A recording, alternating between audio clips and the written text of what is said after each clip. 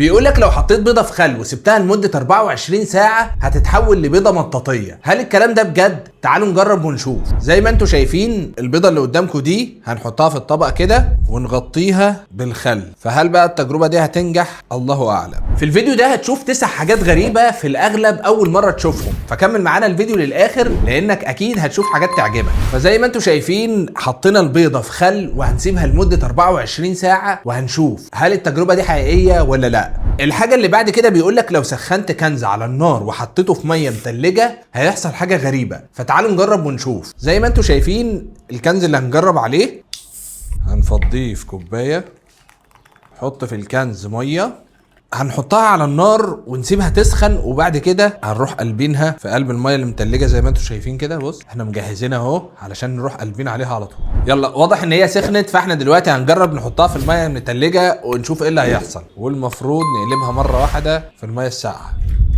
فيها حاجه غلط اصلا. لما جربنا نسخن الكنز في الاول التجربه ما نفعتش، علشان كده جربت اسخنها على نار شديده وده اللي حصل.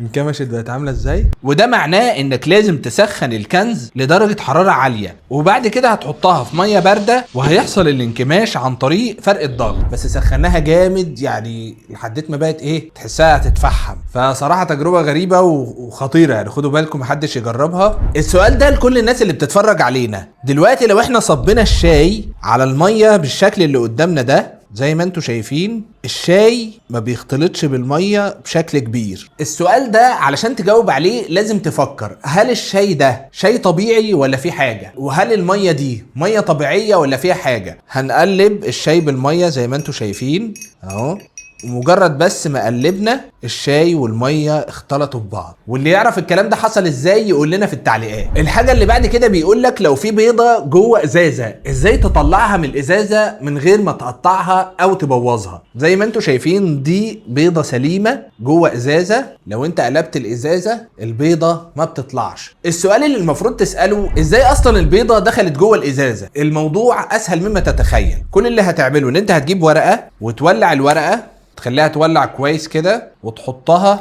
جوه الازازه، وبعد كده تحط البيضه بالشكل اللي قدامك ده.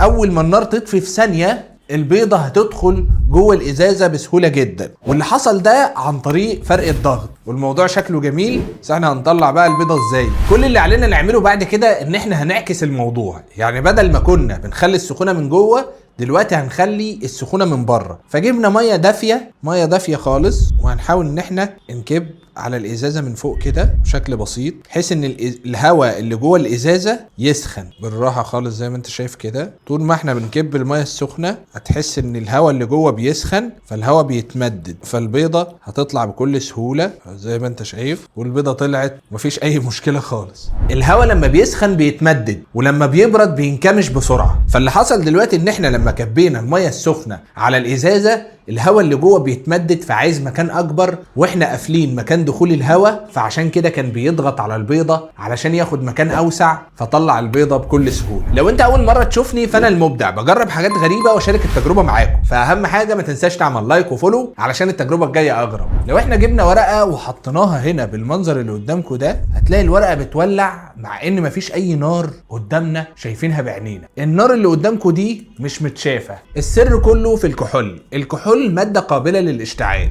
احنا لو حطينا كحول وولعنا فيه هيولع، بس المشكلة ان هو ما بيثبتش، فعلشان كده بنحط اي حاجة تثبت النار شوية. لو انت حطيت معقم ايدين اللي هو فيه كحول هيعمل نفس الحاجة بالظبط. فاحنا هنحط شوية من المادة دي، حطينا شوية كده، وبعدين هنرش كحول زي ما انتوا شايفين كده على الوش.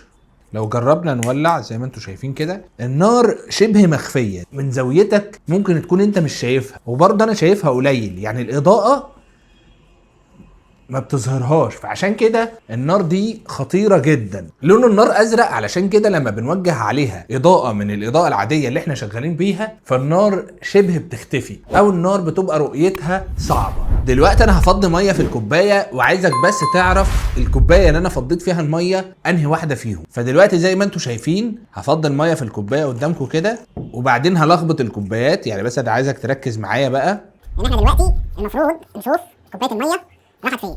ماشي، انا عايزك تركز معايا. كوبايه الميه راحت فين؟ دي كلامك مظبوط، فعلا الميه هنا. كلام مظبوط. طيب هنعمل تاني، نلخبط اهي. ماشي، وبعدين نلخبط. انا عايزك تركز. فين الميه؟ ها، فين الميه دلوقتي؟ هنا. كلام صح اهو، فعلا الميه هنا. اخر مره وصدقني مش هتعرف الميه موجوده فين. هنلخبط كده. المره دي بقى نلخبطها اكتر عشان ايه؟ عايزك تركز معايا كويس. فين الميه؟ طبعا كله هيقول لك الميه هنا. طيب خلينا نشوف كده. لا مفيش ميه. الميه راحت فين؟ في واحده من دول؟ طيب برضو لا. طيب في دي؟ ما اكيد مفيش غير دي. برضو لا. امال الميه راحت فين؟ احنا لو قلبنا الكوبايات كلها زي ما انت شايف ما فيهاش حاجه، بس لو قلبنا الكوبايه دي فيها حاجه بس ما فيهاش ميه. فيها ايه بقى؟ فيها ده بكل بساطة المادة اللي موجودة جوه الحفاظات. المادة دي بتمتص 600 ضعف الحجم بتاعها، فلك ان تتخيل بتقدر تمتص مية لحد فين. يعني كل الكمية اللي احنا عملناها من حفاظتين بس عملت كل ده. بيقول لك قشر البرتقال بيفرقع البالونة، هل الكلام ده بجد؟ دلوقتي هنجرب ونشوف. هنقطع البرتقانة بالشكل ده كده، تمام؟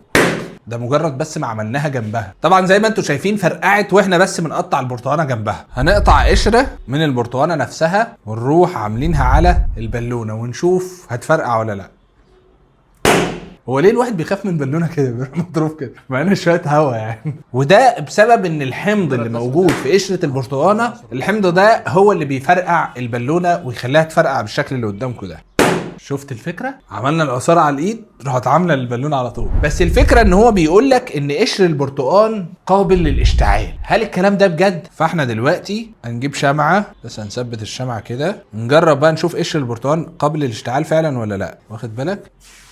زي ما انتوا شايفين الاشتعال بتاعها خفيف. احنا جربنا اكتر من برتقانه وبرضو مش ظابطه قوي، يعني يا دوبك بتعمل شراره خفيفه كده. ممكن يكون العيب في نوع البرتقان ده، ممكن يكون القشر بتاعه ما بيطلعش رذاذ كتير، وممكن يكون هي دي اصلا النار الزياده اللي بتعملها. فاللي جربها هيقول لنا ظبطت معاه ولا لا. بيقول لك الفوسفور اللي قدامك ده، اللي بالشكل اللي قدامك ده، نقدر نشيله بالليمون. اللي انا اعرفه ان هو بيشيل اللون ده بس، فاحنا هنجرب على اللونين دول ونشوف هل الكلام ده بجد ولا لا.